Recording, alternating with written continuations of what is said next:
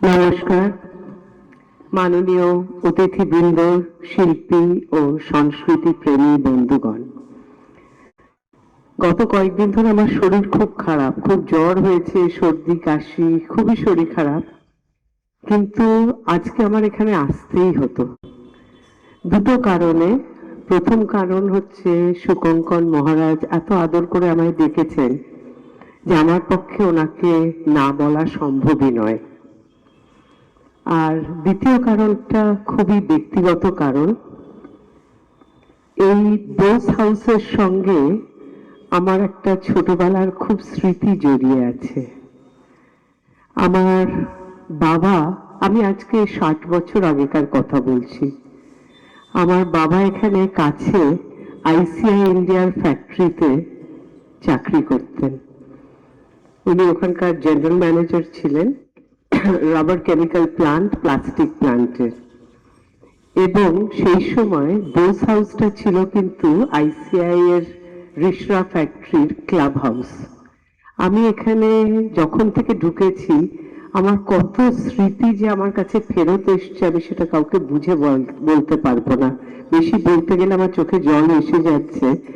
আমার মনে হচ্ছে যেন আমি আমার বাবাকে দেখতে পাচ্ছি যে এই লনের মধ্যে বসে চা খাচ্ছেন এবং আমরা ছোট ছোট ছেলে, আমি আর আমার বোন চারিদিকে দৌড়ে বেড়াচ্ছি। সব স্মৃতিগুলো আমার কাছে ফেরত আসছে এবং এই জায়গাটা খুব একটা কিন্তু পরিবর্তন হয়নি। জায়গাটা খুব সুন্দর হয়ে গেছে, কিন্তু এটা তো এখন আর একটা ক্লাব হাউস নেই। কিন্তু সেই গঙ্গা, সেই বাগান সবই একই রকম আছে এবং আমার ছোটবেলার সঙ্গে এই জায়গাটা খুবই যুক্ত। এই দুটো কারণে আমি আজকে এসেছি এবং এসে আমি এখানে খুবই আনন্দ পাচ্ছি।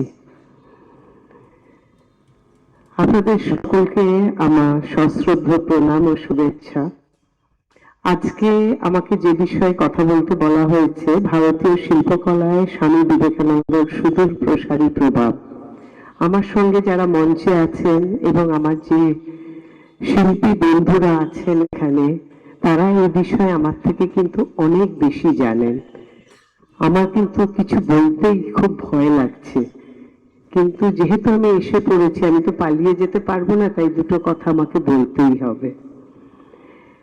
স্বামী বিবেকানন্দের নাম আমাদের মনে এলেই আমাদের চোখের সামনে যে ছবি ভেসে ওঠে, তিনি হলেন একজন নির্ভীক সন্ন্যাসী, যিনি ভারতের আত্মবিশ্বাসকে নবজাগরণে উদ্দীপ্ত করেছিলেন এবং বেদান্তের অমর বাণী বিশ্ব দরবারে পৌঁছে দিয়েছিলেন।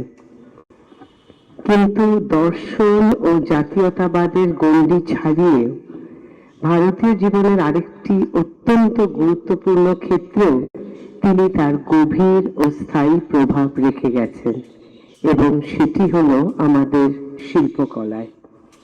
তুলির টানে বা ছেনির আঘাতে নয়, তার দৃষ্টিভঙ্গির শক্তিতে তিনি শিল্পকে এক নতুন অর্থ দিয়ে গেছেন।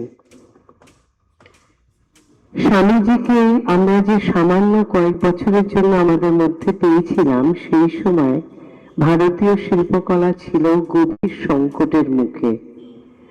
কলোনিয়াল দৃষ্টিভঙ্গি ও বিদেশি নান্দনিক মানদণ্ড দেশীয় শিল্পরূপকে হীন ও অবমূল্যায়িত করেছিল। এই সাংস্কৃতিক আত্মবিস্মৃতির আবহে স্বামী বিবেকানন্দের আহ্বান ছিল স্পষ্ট এবং দৃঢ়। ভারতকে তার আত্মপরিচয় নতুন করে আবিষ্কার করতে হবে। ওনার কাছে শিল্প একটি সামান্য অলংকার মাত্র ছিল না, শিল্প ছিল সভ্যতার আত্মপ্রকাশ। স্বামীজি মনে করতেন শিল্প সাধনারই একটি রূপ। তিনি বিশ্বাস করতেন যে প্রকৃত শিল্প তখনই জন্ম নেয় যখন শিল্পী অহংকার অতিক্রম করে এক উচ্চতর সত্যের বাহক হয়ে ওঠেন। বেদান্ত দর্শনের আলোকে তিনি ব্যাখ্যা করেন যে সৌন্দর্য কেবল বাহ্যিক সামঞ্জস্য নয়, সৌন্দর্য হল সর্বত্র বিরাজমান ঐশ্বরিক সত্তার প্রকাশ। এই ভাবনা ভারতীয় শিল্পকে তার প্রাচীন ঐতিহ্যের সঙ্গে পুনরায় সংযুক্ত করেছিল, যেখানে ভাস্কর্য, চিত্রকলা, সঙ্গীত বা স্থাপত্য এবং আধ্যাত্মিক চিন্তা ছিল অভিন্ন। স্বামীজির অন্যতম গুরুত্বপূর্ণ অবদান ছিল স্বকীয়তার আহ্বান। তিনি শিল্পীদের অনুকরণ থেকে মুক্ত হতে বলেছিলেন, হোক তা পাশ্চাত্যের একাডেমিক বাস্তবতাবাদ বা অতীতের যান্ত্রিক পুনরাবৃত্তি। তার আহ্বান ছিল স্বকীয় হও। স্বকীয়তা বলতে তিনি কখনো নিছক নতুনত্বের কথা বলেননি। নিজস্ব সাংস্কৃতিক ও আধ্যাত্মিক উত্তরাধিকারের প্রতি সত্যনিষ্ঠার কথা বলেছিলেন। এই দর্শন 20 শতকের সূচনা লগ্নে ভারতীয় শিল্পের নবজাগরণে গভীর প্রভাব ফেলেছিল। অবনীন্দ্রনাথ ঠাকুর, নন্দলাল বোসের মতো শিল্পীরা বিবেকানন্দের ভাবনা থেকে অনুপ্রেরণা নিয়ে ভারতীয় দর্শন, পুরাণ ও লোকজ ঐতিহ্যের ভিত্তিতে এক স্বতন্ত্র শিল্প ভাষা তৈরি করেন। তাদের সৃষ্টিতে কলোনিয়াল দৃষ্টিভঙ্গির পরিবর্তে উঠে আসে ভাবের সূক্ষ্মতা, আধ্যাত্মিক প্রতীক ও অন্তর্লীন অনুভূতির প্রকাশ। চিত্রকলার বাইরেও স্বামী বিবেকানন্দের প্রভাব বিস্তৃত হয়েছিল সঙ্গীত, নৃত্য ও সাহিত্য জগতে। ভক্তিরস ও নৈতিকতার সঙ্গে নান্দনিকতার ঐক্যের উপর তার জোর শিল্পকে পবিত্রতার সঙ্গে পুনরায় যুক্ত করেছিল। এই দৃষ্টিভঙ্গিতে শিল্প কেবল বিনোদন নয়, শিল্প হয়ে উঠেছিল শিক্ষা, উন্নতি ও চেতনার উত্তরণ। সমানভাবে গুরুত্বপূর্ণ ছিল শিল্প সম্পর্কে স্বামীজির গণতান্ত্রিক দৃষ্টিভঙ্গি। তিনি শিল্পকে কেবল অভিজাতদের সম্পত্তি বলে মানেননি। সাধারণ মানুষের জীবন, গান, কারুশিল্প ও সৃজনশীল অভিব্যক্তিকে মর্যাদা দিয়ে তিনি লোকধারা ও আদিবাসী শিল্পধারাকে ভারতীয় আত্মার প্রকৃত বাহক হিসেবে স্বীকৃতি দিয়েছিলেন। এই অন্তর্ভুক্তিমূলক ভাবনাই ভারতীয় শিল্পের পরিধিকে বিস্তৃত করেছে। স্বামী বিবেকানন্দ শিল্পীদের উপর একটি বৃহত্তর নৈতিক দায়িত্ব আরোপ করেছিলেন। তিনি মনে করতেন শিল্প জাতিকে শক্তিশালী করবে, আত্মবিশ্বাস, মানবিকতা ও চরিত্র গঠনের মাধ্যমে। তার চিন্তায় শিল্পী ছিলেন এক জাতির নির্মাতা, যিনি কেবল রুচি নয়, সমাজের নৈতিক কল্পনা শক্তিকেও গড়ে তুলবেন। আজকে বিশ্বায়িত পরিসরে যখন ভারতীয় শিল্প আন্তর্জাতিক মঞ্চ ও ডিজিটাল প্ল্যাটফর্মসে নিজেকে মেলে ধরেছে, তখন স্বামী বিবেকানন্দর ভিশন আরো প্রাসঙ্গিক হয়ে উঠেছে। প্রকৃত বিশ্বজনীনতা আত্মবিসর্জনের মাধ্যমে আসে না, আসে গভীর মূলের সংযোগ থেকে।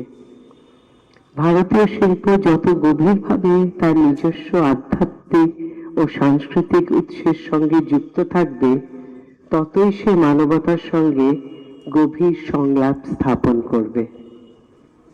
স্বামী বিবেকানন্দ কোনো নির্দিষ্ট শিল্পরীতি বা ঘরানা নির্ধারণ করে দেননি, যদিও ওনার প্রভাব আমরা বেঙ্গল স্কুল অফ আর্টে ভীষণভাবে দেখতে পাই। তিনি জাগিয়ে তুলেছিলেন এক সভ্যতাগত আত্মচেতনা।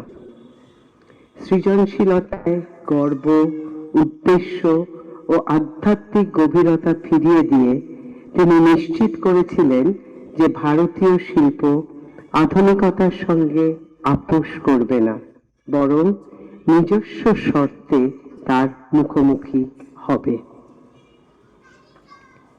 স্বামী বিবেকানন্দর কল্পনায় গড়ে ওঠা বেলুড় মঠ তার ধর্ম সমন্বয়ের আদর্শের এক শক্তিশালী স্থাপত্য প্রকাশ। এই মঠের নকশায় হিন্দু মন্দির শৈলী, খ্রিস্টীয় গির্জার কাঠামো এবং ইসলামী স্থাপত্যের অনুষঙ্গ অনন্যভাবে একত্রিত হয়েছে, যা সকল ধর্মের ঐক্যের প্রতীক। স্বামীজি চেয়েছিলেন মঠের স্থাপত্যই তার সার্বজনীনতার বাণী বহন করুক, যেখানে আধ্যাত্মিকতা সাম্প্রদায়িক সীমানার ঊর্ধ্বে উঠে আসবে। তাই বেলুড় মঠ শুধু একটি পবিত্র স্থান নয়, এটি অন্তর্ভুক্তি ও আধ্যাত্মিক ঐক্যের এক নীরব পাথরের উপদেশ। যতদিন ভারতীয় শিল্প সত্যতা, নির্ভীকতা ও অন্তরের স্বাধীনতার সন্ধান করবে, ততদিন স্বামী বিবেকানন্দের আদর্শ তার পথপ্রদর্শক দীপশিখা হয়ে থাকবে। আবার আমি বলছি, আজকে আমাকে এখানে ডাকার জন্য অনেক অনেক ধন্যবাদ। আমি এখানে এসে খুবই আনন্দ পাচ্ছি এবং আশা করছি আপনারা আবার আমাকে কোনো সময় ডাকবেন। নমস্কার।